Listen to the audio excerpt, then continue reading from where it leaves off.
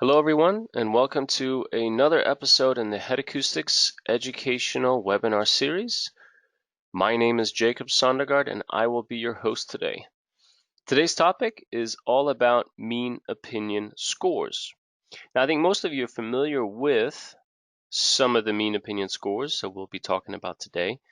But what we would like to spend more time talking about is the idea and the concept, maybe some of the background and the under the hood information about the MOS metrics, so that when you use the metrics, you maybe have more of a sense of what's going on, why are they applied, what are some of the benefits of each metric, and what are some of the pitfalls that I should be aware of when using one metric versus another.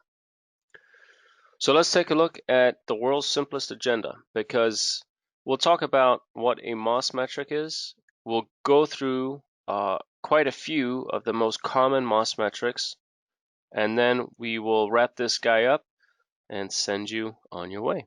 So without further ado, let's take a look at what ultimately goes into speech quality evaluation. Now, we have a previous session in our educational webinar series that talks about speech intelligibility, speech transmission, and articulation index, and the like. And what speech quality is compared to that is so much more than just being able to be understood. So if we start loading in the different pieces that rolls into speech quality evaluation, and there's a lot, you can see that intelligibility is obviously a part of that. So the relationship I like to put up between the two is, in order to have good intelligibility, you don't require good speech quality.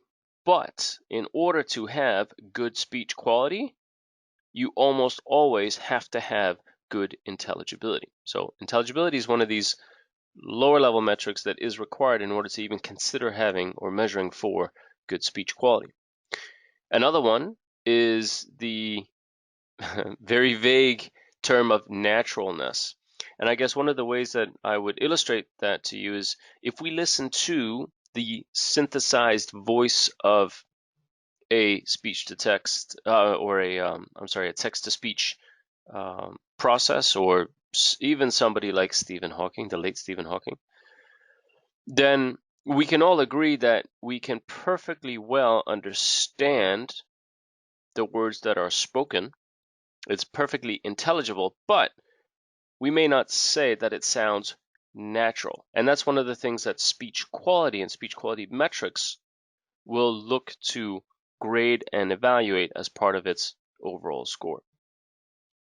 So each of the metrics that we'll cover today will in some way address all of these elements and then balance them and weigh them a little bit different depending on the outcome. Now, when we talk about speech quality,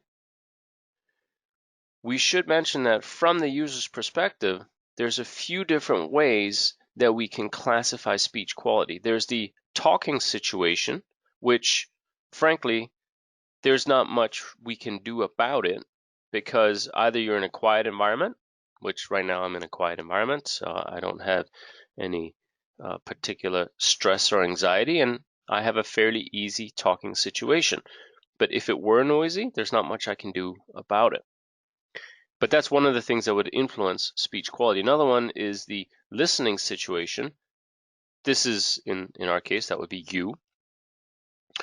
Now, what would affect the listening situation is obviously in part the environment you're in, but also you think about where's the speech coming from. In my case, I actually have a USB headset connected to my computer, and I am using the audio bridge in the GoToWebinar app to dial in and transmit my audio. But you may be dialing into the audio bridge using a cell phone or a landline and may be experiencing a bandwidth reduction. And the transducer that is in my headset, or the speaker that's in your headset, headphone, speaker, however you're dialing in, may not be the best. And so the listening situation could be affected by any of those acoustic elements, as well as some of the processing in the GoToWebinar or in my computer or in the network. So listening situation is usually the one that we address and that we talk about when we talk about MOS metrics. And then there's also the conversational situation where it's both of us talking, and we usually talk about delay and double talk performance. Now, very, very fundamentally speaking, a mean opinion score, or what we call a MOS score, is something that is based on what real people think. So typically everything ties back to a jury study or a jury test using subjective evaluation. And that is regardless of whether you're doing an actual jury study yourself or whether you have a metric designed around it. Everything ties back to what real people think. The idea with a MOS metric is it gives you a score of 1 to 5 for evaluating the quality of the product or the communication path in case of a network, and ultimately helps you figure out whether the tuning that you've done or the testing that you've done now on the product, whether that product is good or bad if it were presented to real people or real customers using your product. So as an example, I have 3 audio files that I'll play for you. The top one is our source material, grades out very well. And then I have 2 different products of varying degrees of success. You can see the middle item here only scores a 1.2 MOS, and the bottom one only scores a 3.0. 1 is basically what we would call a bad product. 3 is what we will call average. Let me play all 3 of them, and you can listen to the source material, a bad product, and an average product. He carried a bag of tennis balls. The scheme was plotted out. He carried a bag of tennis balls. The scheme was plotted out. He carried a bag of tennis balls. The scheme was plotted out.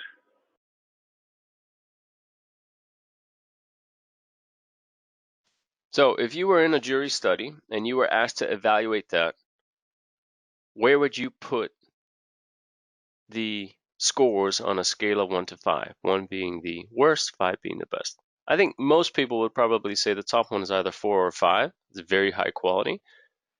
That middle one, it is bad, 1, maybe 2. And then finally, yeah, this one's probably about average. Some people might put it as a 2. Some might say a 4. Most people would probably slot it in at a 3. Now, if you have enough people, then you can do a lot of data collection and a lot of scores to figure out what is the average perceived quality of my product. And as long as you follow the procedures laid out, you can use that to evaluate your product. Now, for MOS terminology, you may have noticed that we use some subscripts at the end of the MOS metric. So we use the LQO descriptor, because if we are to be truly pedantic and accurate, we should follow the directions given to us in P800, ITU P800.1, which tells us that just stating a MOS score by MOS isn't accurate enough, because we should technically be qualifying whether we're talking about a listening situation, a conversational situation, or a talking situation. Likewise, we talk about quality. And then, of course, we can use these subscripts at the end to determine whether our scores were obtained subjectively or objectively. And then likewise, less commonly used is also the bandwidth descriptor, which we can apply. Most of what we do, as I mentioned, is from the listening situation perspective. And so by default, most people just kick out a MOS score, not paying attention to the fact that they should, in theory, be qualifying that MOS score by the descriptor LQ and then usually an O because we're using an objective metric, unless somebody actually went through the effort and time of putting together a subjective jury study, then we should use the S for subjective or the auditory evaluation on that MOS metric. Now, most of what we do is rated on a scale of 1 to 5. There is another way of using MOS metrics to scale a product. It's called the CCR, the comparative category rating.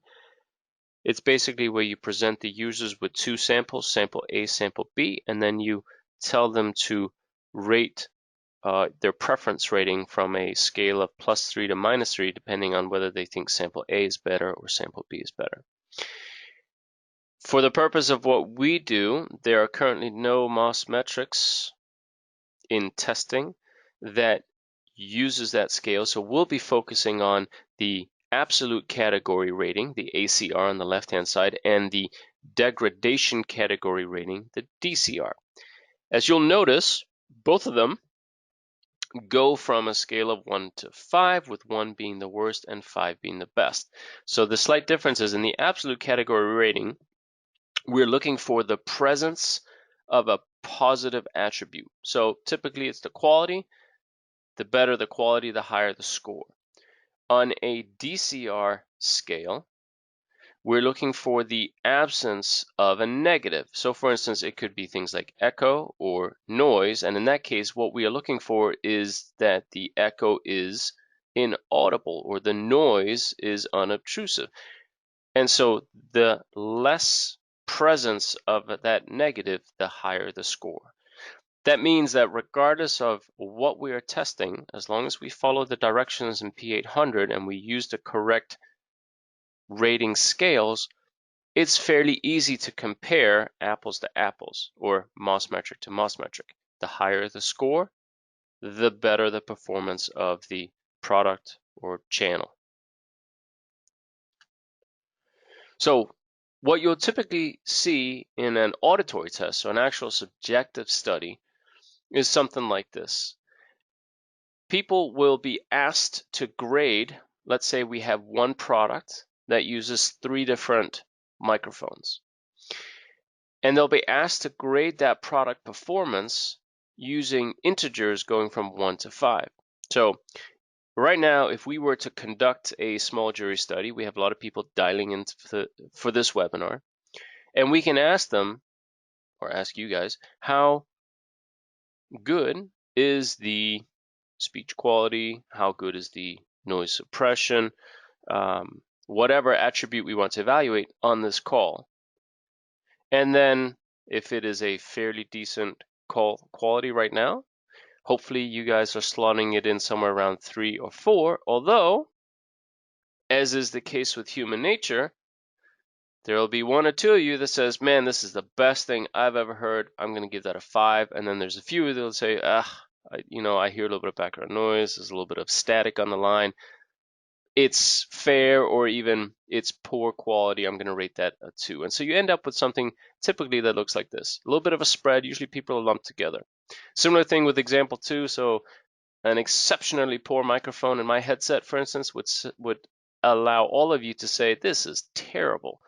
And then there's one person in the group that says, you know what, I've actually heard worse. This is probably about a 2. Same thing for example 3. Now that element of human nature is important because it will impact how we design MOS metrics or predictor metrics later on.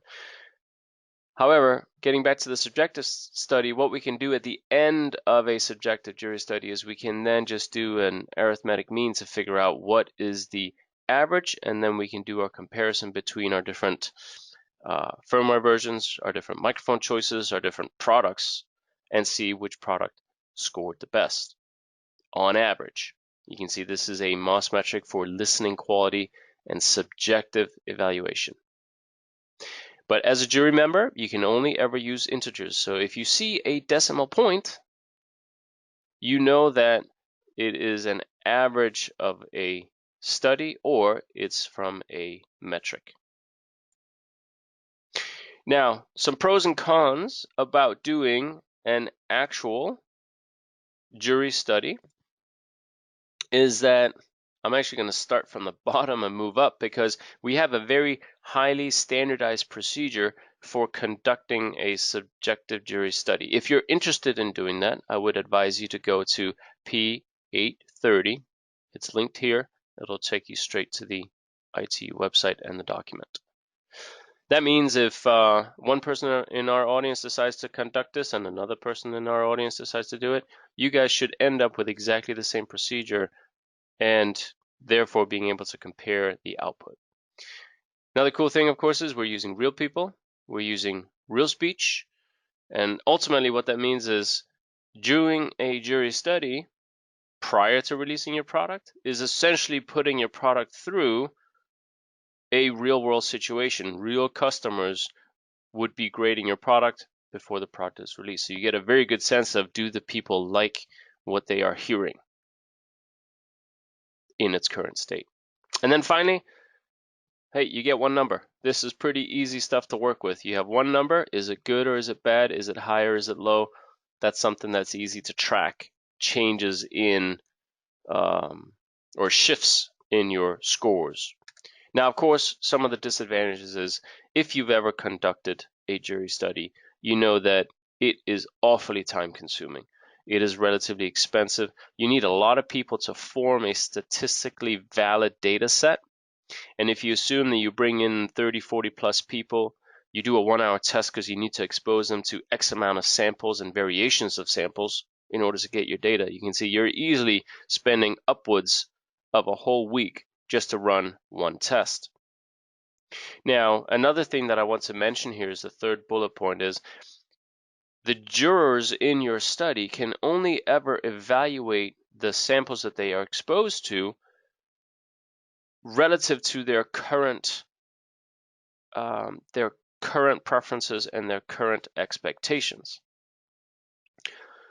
That is important because if you're designing a product that is meant to be released, let's say 5 years from now, so in automotive, for instance, it's not uncommon to have very long development cycles versus consumer audio.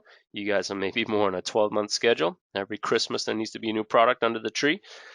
But if you are trying to validate things that are only coming into production 5 years from now, the jurors that are doing your test right now, they can only use their current knowledge of and expectation of audio and sound quality and communication to grade the product now and not what will be available 5 years from now, for instance.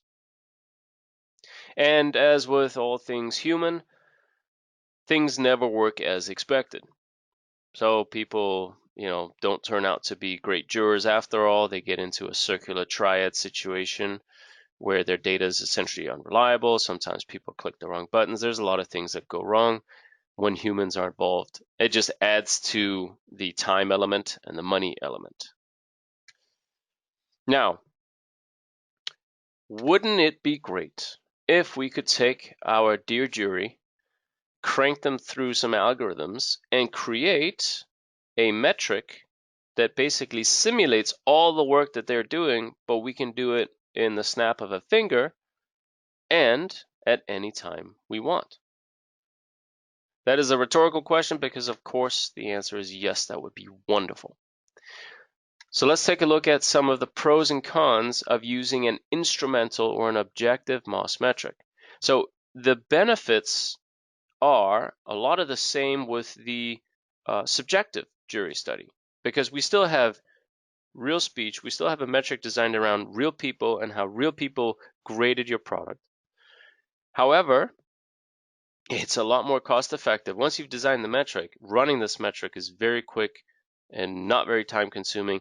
It allows you to iteratively test the improvements in your product without having to spend a week plus in preparing the lab, bringing people in, training them, ask them to listen and validate, and then do the data summation and aggregation at the end.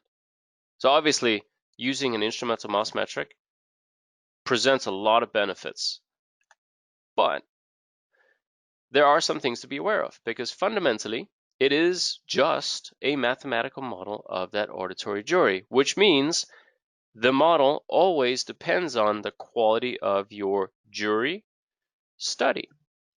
If you didn't do a good jury study, there's just a limit to how good the MOS metric can be. Another thing is you can't go and ask the metric, why did the sound quality drop with one or over the other, or in what sense did it drop? All the metric is going to tell you is that 1 to 5. It's either good or it's bad, and that's it. At least with a jury, you can go ask them, well, did you think that there were any distortion? Was the timbre off? Was it a spatial issue? There's a lot of things you can ask a jury and try to have them elaborate. There's no such ability with a metric, of course. And in its strictest sense, the MOS metric still needs to be presented with the same test conditions as the auditory test, which means it has to be done in the same background noise environment, so either the absence of background noise and silence or with background noise, and it has to be done with the same stimulus material in its strictest sense. So if a metric is designed purely around German language Harvard sentences, then that is what has to be used for the metric, as an example.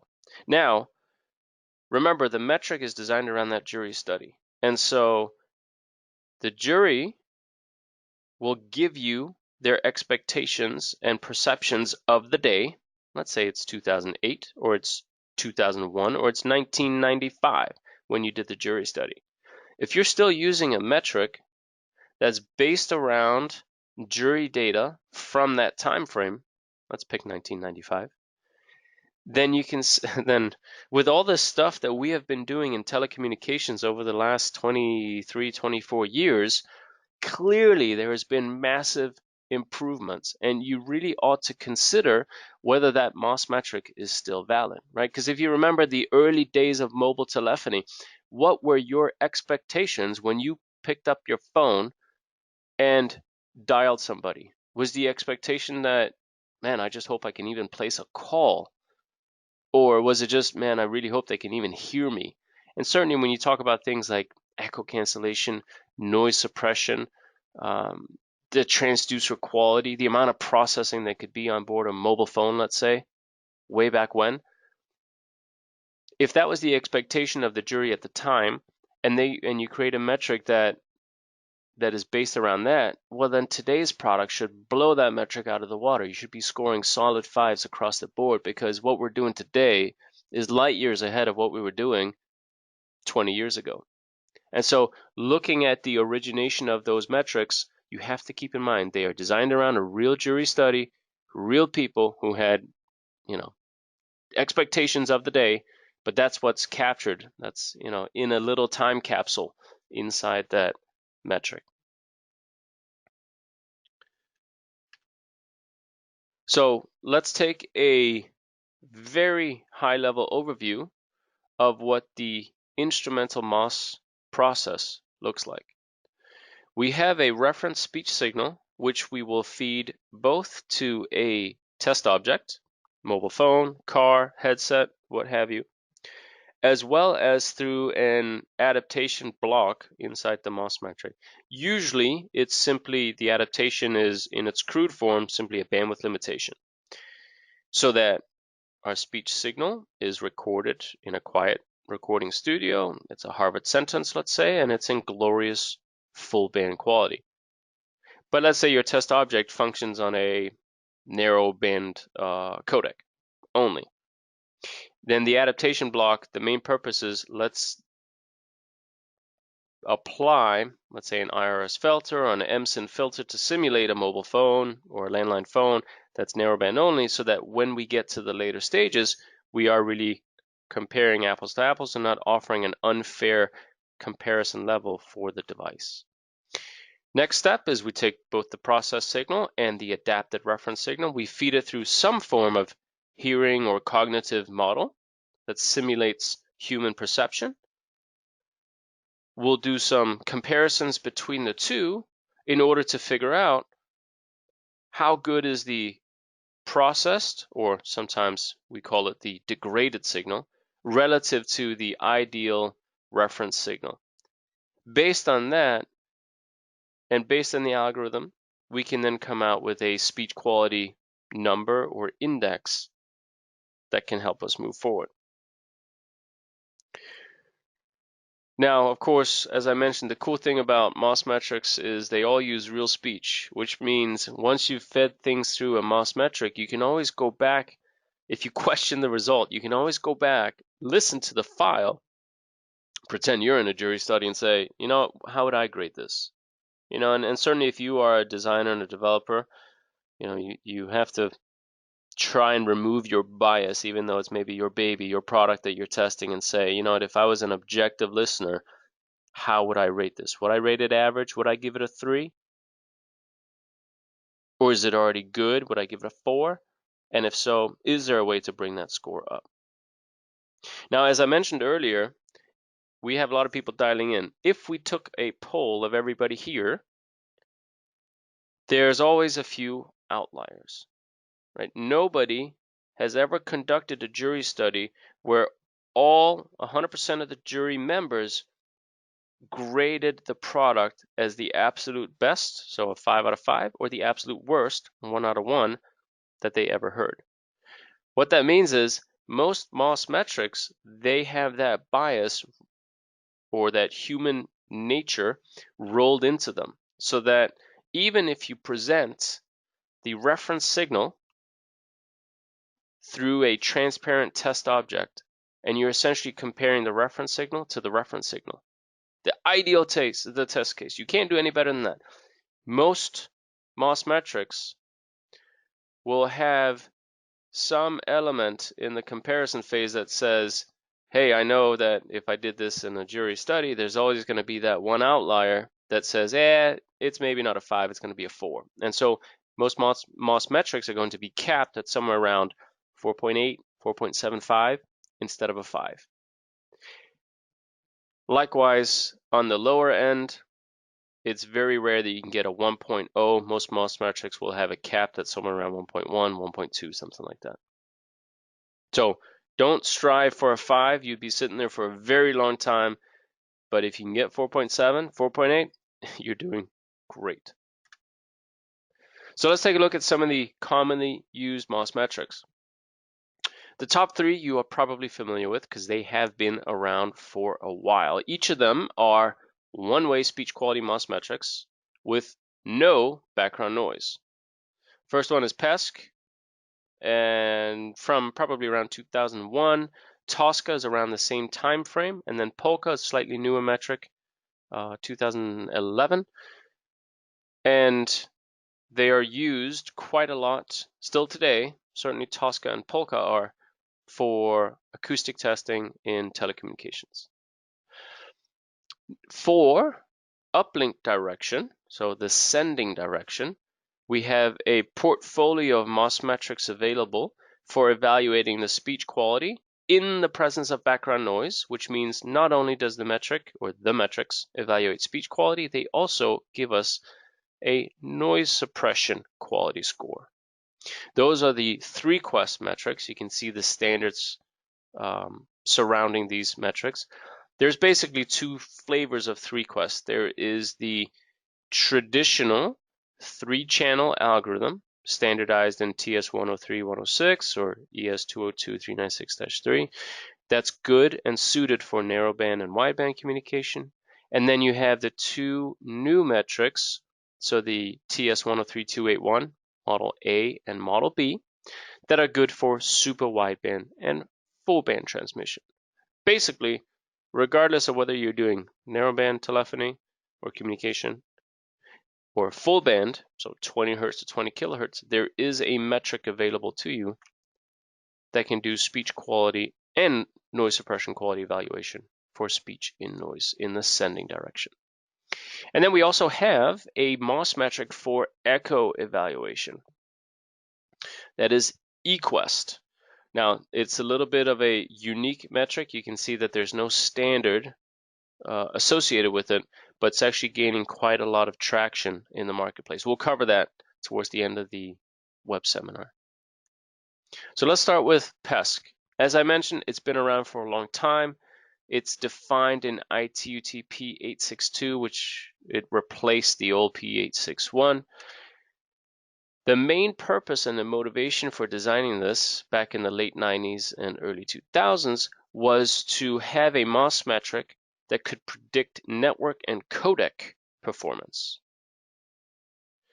That matters because the main thing that I want you guys to be aware of is Pesce is not validated for acoustic testing.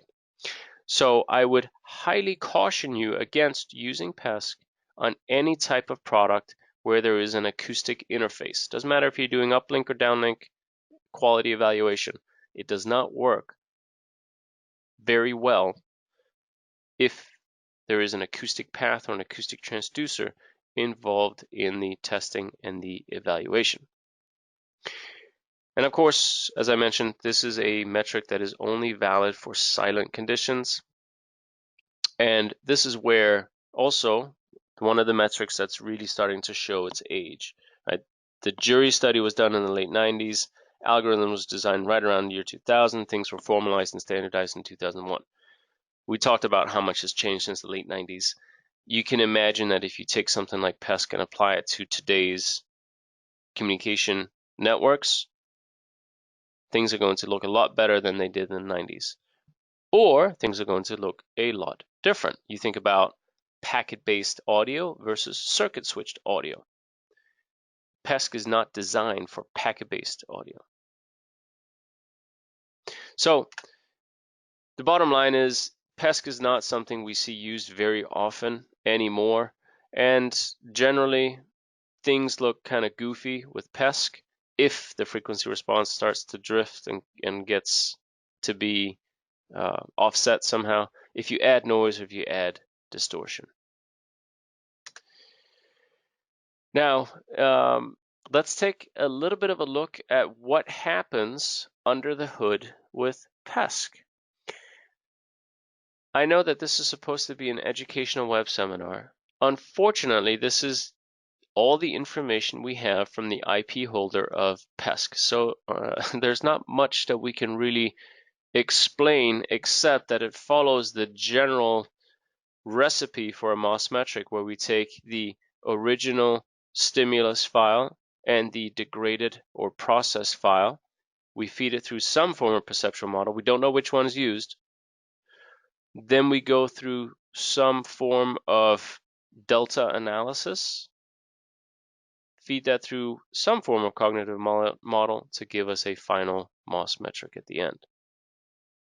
So because Pesce is a little bit dated, I'm okay with not spending too much time on this and just moving on and saying there really isn't too much to share other than it follows the general recipe.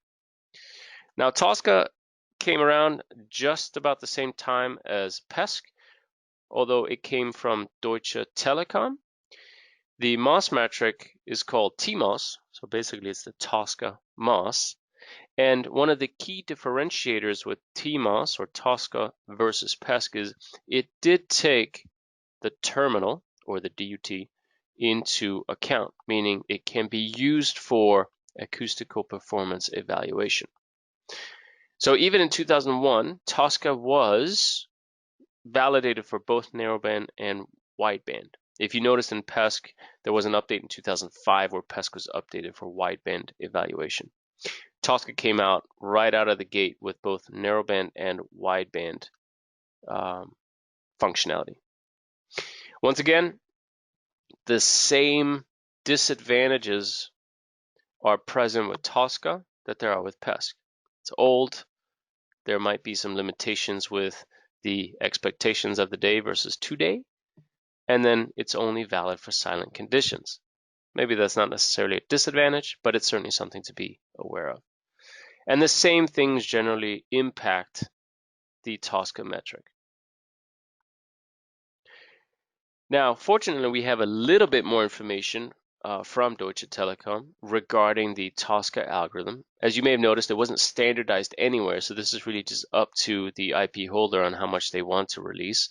And in this case, you can see we have a little bit more information about the type of segmentation that happens in the time domain, looking for the speech thresholds, what type of spectral weighting and potential bandwidth limitation that happens. Basically, we're doing either narrowband or wideband, so there's not too much to consider here.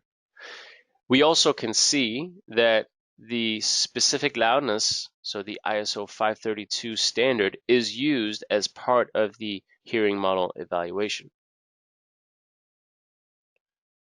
But otherwise, it's, again, follows the main recipe of a MOS metric. We just have a little bit more detail as to how it actually happens.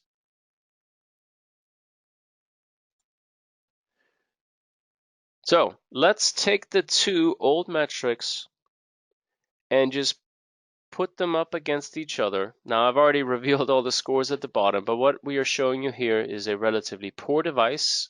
On the left-hand side, you can see the frequency response for 3 different application forces. So this is an acoustic device up against the head and torso. And on the right-hand side, we have a much better device at the 3 different force levels. And then we scored the response using the Pesce algorithm and the Tosca algorithm. So we have a Pesce MOS score and a TMOS score. And you can see, obviously, huge differences. Now, I will play these back to back for you, and then I will ask you, pretend that you're in a jury study, how would you rate the performance of these products? Do you think Pesce or TMOS is the better predictor of the two? No longer a hurricane, Tropical Storm George remains a menace to the Gulf Coast today, bringing rain, more rain, and uncertainty about the full extent of damage.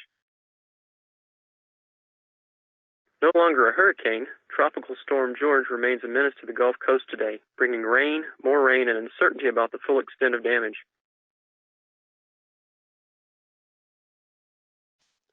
All right, so the beauty of these samples is that they're relatively short, so the acoustic impressions should stay in that short-term memory of yours when you listen to these back-to-back, but I think without a doubt, you can hear this one sounds nasally, tinny, frequency response not very good, and you would probably say, maybe give it a 2. I don't know about you, but I'm not sure I would give it a 1, but maybe somewhere around 2, certainly not close to a 4. That would just be unacceptable. And then on the other side here, I know we're still dealing with narrowband transmission. So, you keep in mind our expectations for today. I mean, we have nice wideband codecs. We have platforms like Skype and FaceTime and other voice over IP interfaces that allow us to do sometimes super wideband transmission. And now we're talking about going back and evaluating a relatively simple narrowband mobile phone situation. TMOS still gives it just over 3 for each of the conditions, so slightly above average. Now, Polka came to us in 2011 and is standardized in P863. The idea was to replace Pesce and to an extent Tosca, so to sort of unify the two. And you know how that goes. I think there's an old joke in XKCD that if there's 14 standards on the market already and somebody comes out with one to unify them all, well, now there's just 15 standards available to do your testing. And it's a little bit the same thing. I mean, Pesce and Tosca, they still live, they're still used.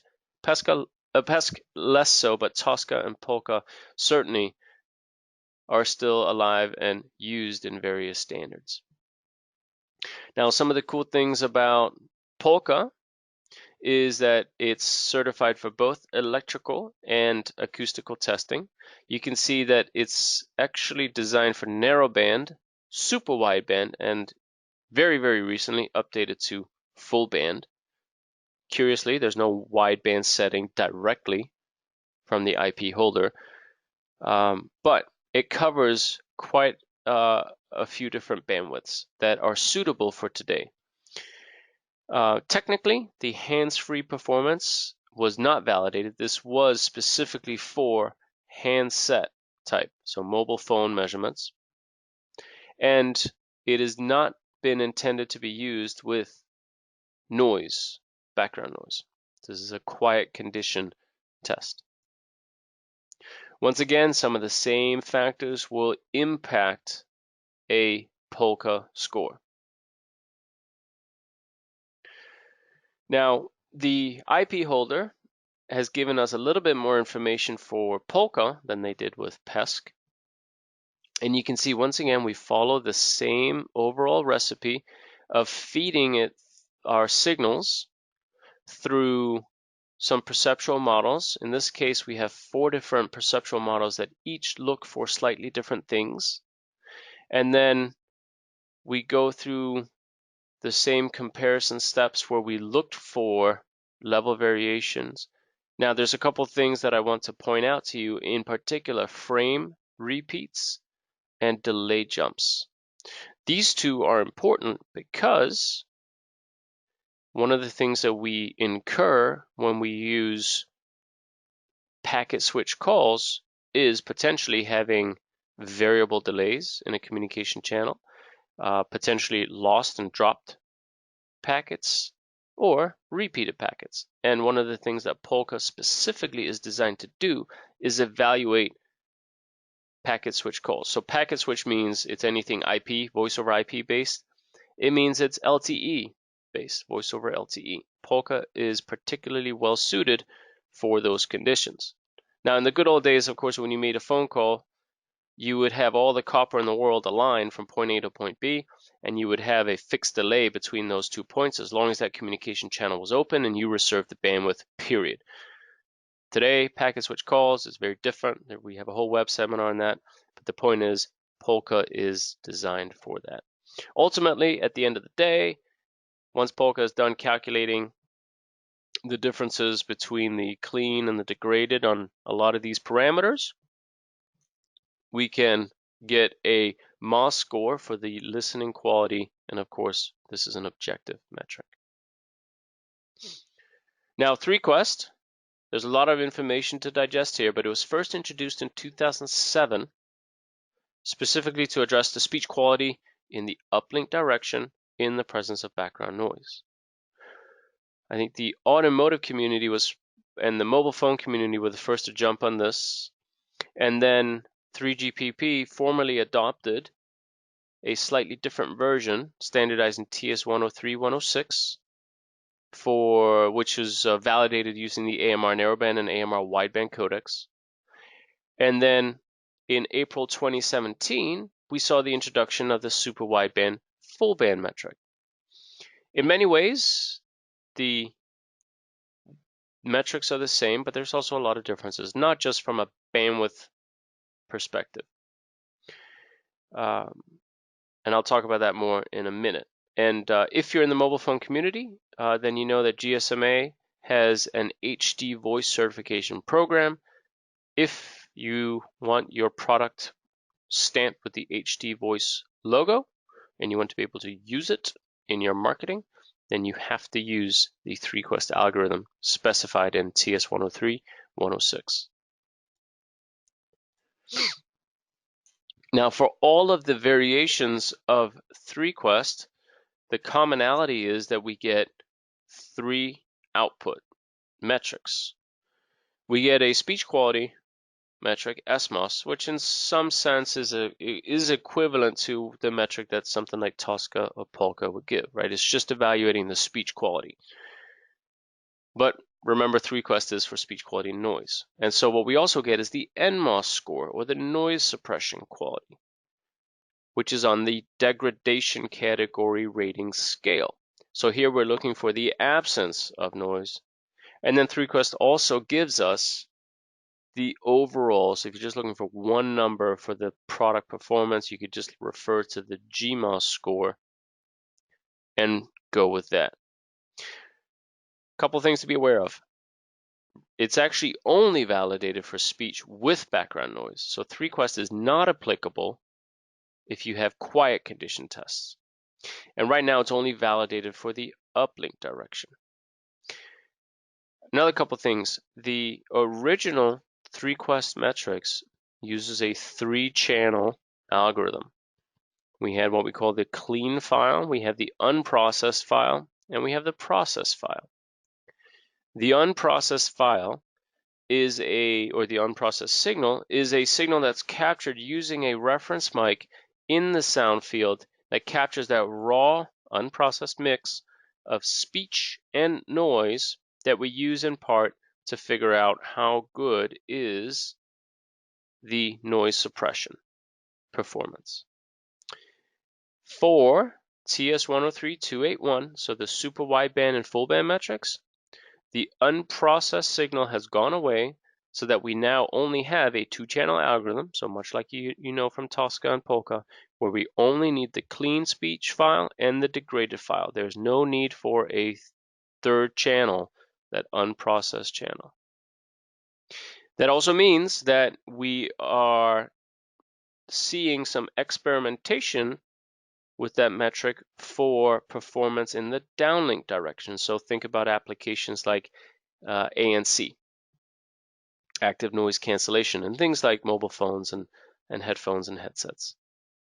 But that's not something that it is currently validated for. Now let's take a look at the ThreeQuest metric. So what I'm showing you here are the overall block diagrams for the NMOS predictor and the SMOS predictor. If we just look at the NMOS side, I'm not sure we want to go into too much detail. Some of the things that I want to point out is this metric uses the 3D relative approach. Relative approach is a hearing model that is like Zwicker loudness or Moore Glasberg, but on steroids. So what the old hearing models do is they look at the frequency-based effects of human hearing. So there are some level dependencies. You think of the Fletcher-Munson curves from the 30s, how sensitive a human ear is to different frequencies. You think about self-masking effects, and those types of frequency-based performances. What the relative approach does is it takes all those things, but it also looks at the temporal aspect. And that is a great thing because human hearing is also very sensitive to events in the time domain. When you incur an acoustic event, then if you were to average the whole thing and look at the look at the response in the frequency domain, that single transient event is going to be smoothed out and is not going to be as perceptible. If we look at it in the time domain, then it is going to be an event that really sticks out. Same thing with human beings. If you're sitting in a quiet room and there's a loud knock, or if I clap my hands, that's going to stick out tremendously in your acoustic perception. And that's something that when we are looking at speech quality performance or noise suppression performance, any events like those in the time domain are going to be annoying and perceptible. And that's in part what the relative approach hearing model can pick out for us. So 4, you can see it's applied right at the beginning here for the excuse me, the unprocessed file, as well as for the processed file. And then another element that we do for the NMOS calculation for the older ThreeQuest metric is that we simply extract the noise section. So we look at the clean speech and say, okay, where do we have speech? And then let's take the sections that are not speech. And then we look at the processed file and the clean file to compare, just crude calculation. What's the absolute background noise level? In other words, how close did the processing get in the product to getting to the clean speech? Did it really just kill all the background noise? If so, this is going to heavily improve the NMOS metric.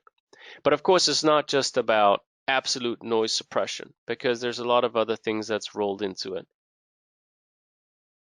And likewise for the SMOS, you can see one of the first steps is we feed the speech signal into the 3D relative approach hearing model, and then do our comparisons and our evaluations that way.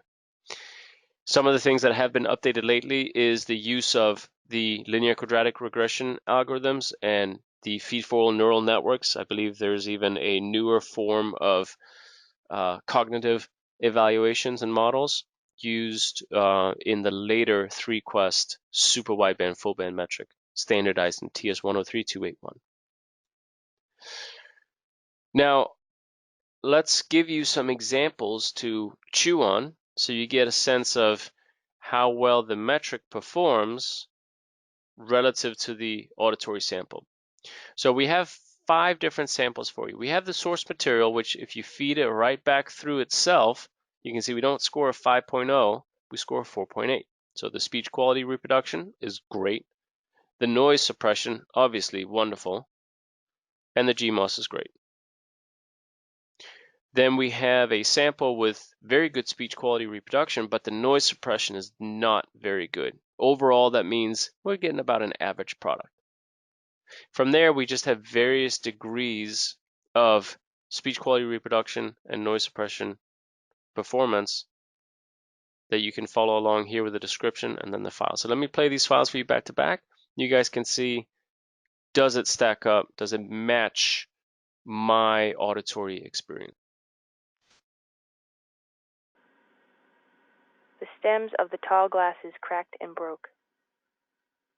The wall phone rang loud and often. The shelves were bare of both jam or crackers. A joy to every child is the swan boat. He could not remember his name. I never can leave you two alone.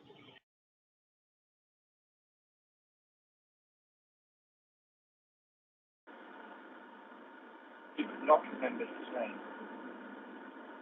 I never can leave you two alone.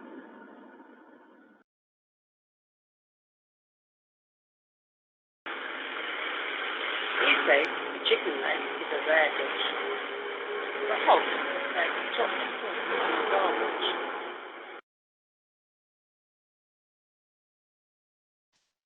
So if you were really carefully listening to these audio files, especially some of the worst ones, what you might detect is the audio processing in the GoToWebinar app that we're using to transmit audio from me to you. Its built-in noise suppression might actually go in and after maybe about a second or so, start suppressing the noise in this audio file so you guys don't get blasted with noise. But the bottom line is, and the question that we really need to answer is, do we consider the ThreeQuest metric as a suitable evaluation method for speech quality in the presence of noise? If not, you got to go get your own 100 people, schedule some lab time, and have them go through this subjective evaluation every time you want to evaluate a stage in your product design cycle. If you do think that overall these scores actually follow the audio samples pretty well, well then here is a tool for you guys to use for evaluating speech quality in the presence of noise. Now let's take a quick look at EQuest, because EQuest is that last MOS metric that is focused on evaluating the amount and the quality of the echo being returned to us. In some sense, it's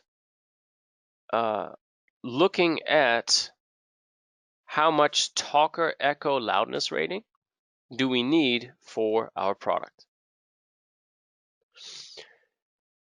It is not standardized anywhere, although as I mentioned earlier, it is starting to get picked up by a lot of big players in the industry that are particularly concerned with echo, because one thing is an objective number of X dB of echo loss. Another thing is for that communication channel, let's say it's a LTE channel or a voice over IP channel with relatively long delays and a lot of processing, even if the echo levels are low, if they show up a long time after, they could still be perceived as annoying.